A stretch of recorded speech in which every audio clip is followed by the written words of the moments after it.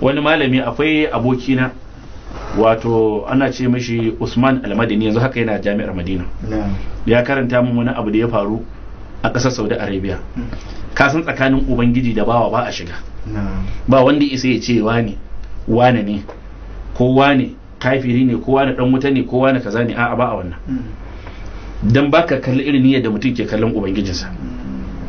Yace wani malami a nan jaziratul Arab ya yi fice naga kana littafansa masu yawa malam sai ya mafarki kwanan can a cikin karnin da muke ciki sai ya mafarki mai ban mamaki sai ya ga annabi Muhammad sallallahu alaihi wasallam a mafarkin sai manzon Allah ya gaya mai sako yace akwai wani mutum sunan shi wani dan wani yana zaune a unguwa kaza a cikin garin Makka Allah na nufin wannan mutumin da rahama kai mai wa'azi. Da ya farka daga mafarkin sai ya birgita sai ya rubuta sunan bai gaya ma kowa ba. Da next day ya gama ibada ya kwanta sai kuma irin wannan mafarkin annabi sallallahu alaihi wasallam yana ta mai sunan wannan mutumin. Kwana na uku sai ya kuma mafarki ya ga wannan mutumin. To kwana na hudu da ya tashi sai ya kira abokin shi wanda yake ɗaya daga cikin manyan malaman jami'ar waccan jami'ar take Ummul Qura ta cikin garin Makka. Sai ya ce da shi ku ne mutanen Makka haifafun Makka yan garin Makka ni maka karatu ya kawo ni ka san wani dan wani ka san su ba sa wasa da nasaba. Yana faɗin wannan amsar da malamin ce ya gaya mashi ce Allah shi gafarta malami ya haɗa ka da mutumin banza kuma fasiki. Sai malam ya ce a'a kana kallon zuciyarsa ne ya ce wallahi malam mutumin banza ne ba a hulla arziki da shi. Sai ya ce to baka san abin da yake a zuciyarsa ba. Sai ya ce to zan zo umara ku shirya mun kuma da wani ku 8 ku sanar da shi wannan mutumin cewa zan kawo mai ziyara.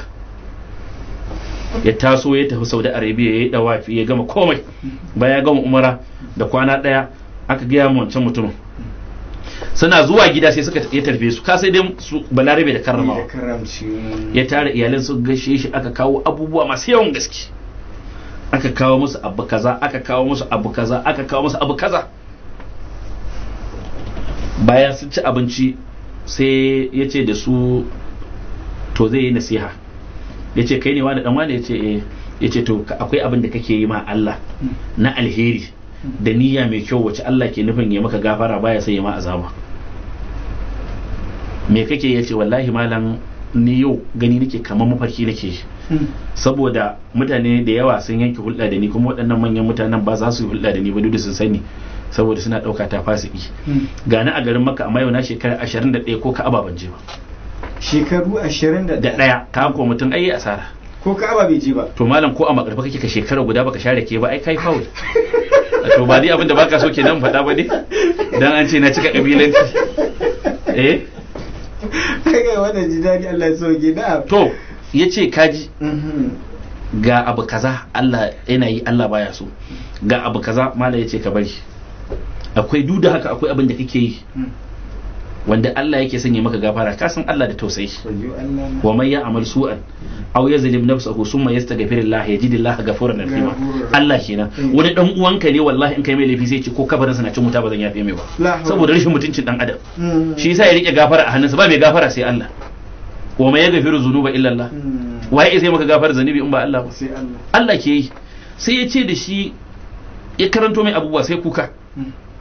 Yace mun sha sabani da matata. Yace mata tana taimako na ba dan ita ba kaga kullun tana kan ƴaƴana tana koya musu tana ce musu kada ku yi ɗabi'a ta ubanku kuma ina ji.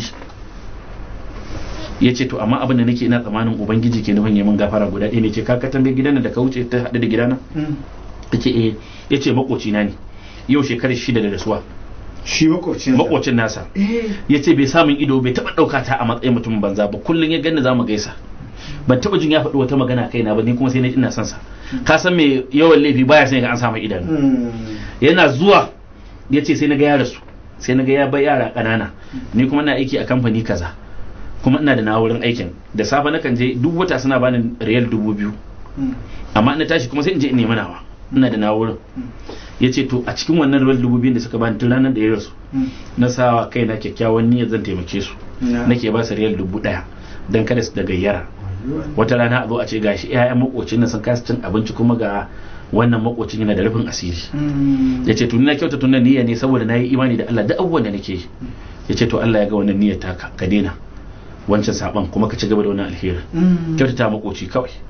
kyautata makwabci da kyakkyawan niyya kaga ba kankanin alheri ba ya roƙe su za a gaya mai yadda zai rama sallah yadda zai rama kaza yadda zai tuba yadda zai kaza yace kuma yana roƙon su dan Allah su tafi da shi Ka'aba yanzu ya je ya sallah yana fila aka je Ka'aba yayi alwala ya dawafi ya zo sallah yana saitin ɗakin Ka'aba makamu Ibrahim kuke cewa ko to saitin makamu Ibrahim ba ita ce saitin ɗakin Ka'aba yana sujuda malam ya taho sujuda ta biyu a za ka ji shiru ashe ubangiji ya karɓi ransa waya ishe ki tsakanin Allah da bawa shi yasa ka rinka kyauta mutane zato domin akwai sirri tsakanin Allah da bawansa